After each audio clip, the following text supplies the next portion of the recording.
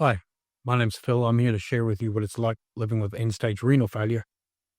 Uh, Normally my videos on this channel are posted months after they've been recorded, and the reason for that is it gives me time to do editing and whatever I need to do, uh, uh in without burning through my energy too quickly. This video, however,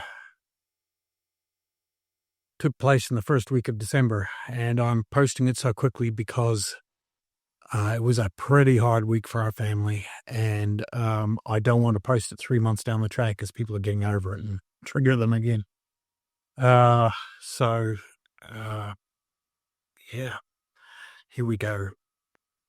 As you can see, and quite probably hear, I'm on dialysis. It's a Wednesday afternoon. My old man's not doing too well. And if I didn't have dialysis, we'd have been on the road this morning to get down there to be with him and to be with my mother. But I have to do dialysis or else I'm no use to anyone if I'm down there. So dialysis is happening. And of course, as always happens on the days you're in a hurry, something went wrong. So I was about an hour late starting. So we've decided we're going to head down to my folks' place tomorrow morning. So we're hoping to get there mid-morning and we'll just see how it plays out. But I got to tell you, it's really, really frustrating when dialysis interferes with something as important as this.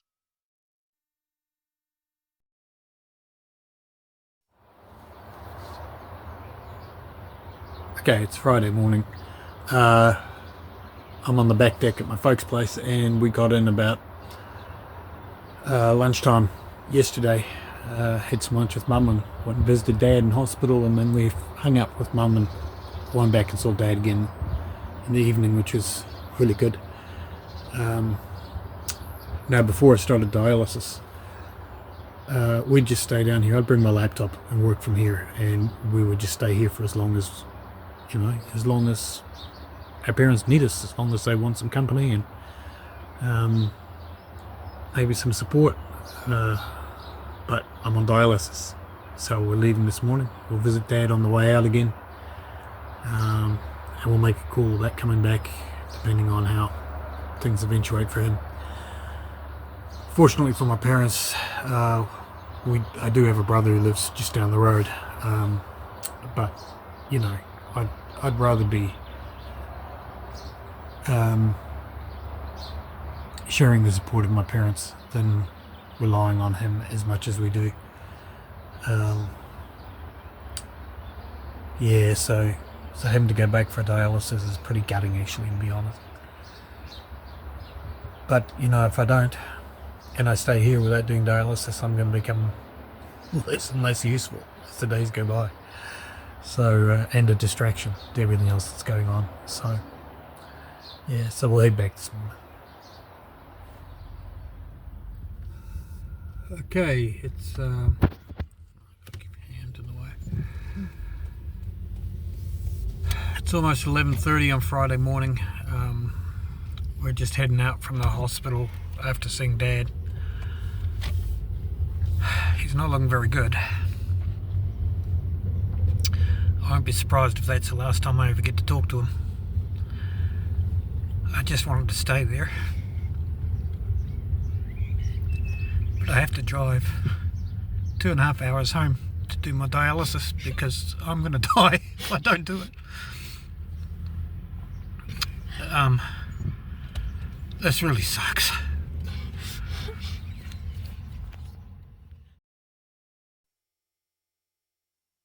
So it's Saturday morning. We're back home. We got home about I think it's about 2 o'clock yesterday afternoon. Went on dialysis pretty much straight away. By the time all the lining and priming and cannulating and all that was done, I didn't get off dialysis until about 8 p.m. And then slept like a log. if this story ever makes it to YouTube, there's not going to be a very clear-cut storyline. When these things are happening, no one knows what the story's going to be, or how long things are going to take, or how they're going to end up even.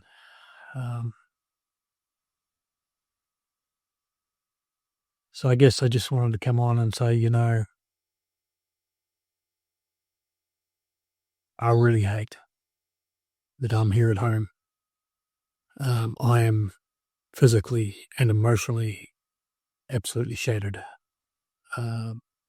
Anyone who's dealing with a parent who's as unwell and, possibly dying as my dad is going to be emotionally and probably physically wiped out. However, I think it's fair to say that my reserves going into this were probably a lot more depleted than some other people's. It's about 7:45 Monday evening. We're tossed up going back to Mum and Dad's place over the weekend, but to be honest with you, I did not have it in me. After the trip and all the emotions and dialysis and everything else, I was just absolutely knackered, so we didn't go. We were planning on going down tomorrow morning, remembering I did dialysis today. But about noon today, we heard that my dad might not make it through the night. So, again, we would have normally just dropped everything and gone, but not anymore. I sat on dialysis for 4.5 hours. We cleaned up the machine. I went for a walk afterwards just to get my body a bit balanced out. And then we hit the road. We're just stopping at the moment for a little bit of dinner, but we should be getting down there probably about 10 o'clock, and really hoping that the hospital staff will allow us to go and sit with him for a bit. I'm assuming he's still alive.